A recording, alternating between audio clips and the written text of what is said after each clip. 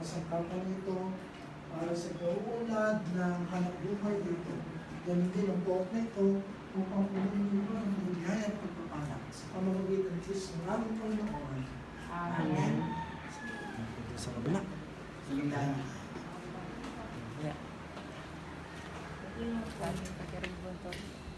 Dali mo yung gunting mo to.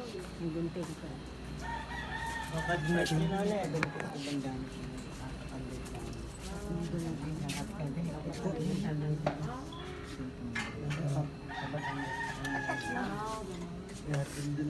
Mas masama ka palain ang pinag-aaral. Patuloy na pagpapalas.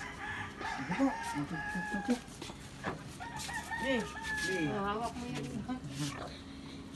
1, 2, 3. Bukas mo, babe. Bukas mo. Talaga naman. Mantua. Mi, pendal mo.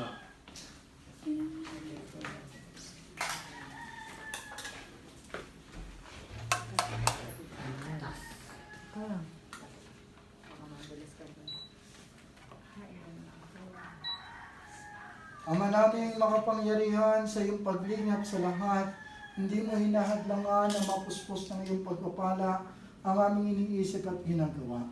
Ipagkaloob mo ang aming nilulutas ay makatagpo ng karampatang lunas sa tulong ng iyong pagtataguyod sa tanggapang ito ng mga magsisipasok at magtatangkilik sa lugar na ito upang ang lahat ng kasagutan ay kanilang matalos at laging matupad at maganap ng lubos sa pamamagitan ni Kristo ng aming Panginoon.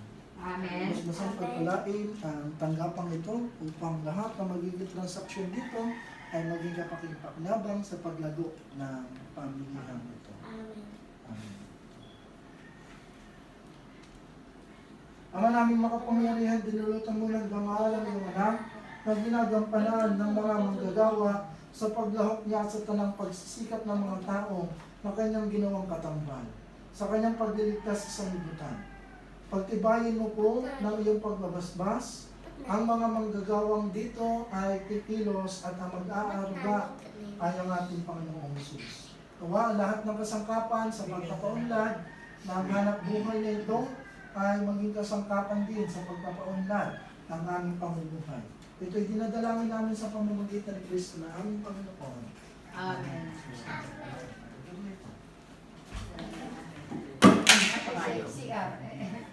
Nasaan?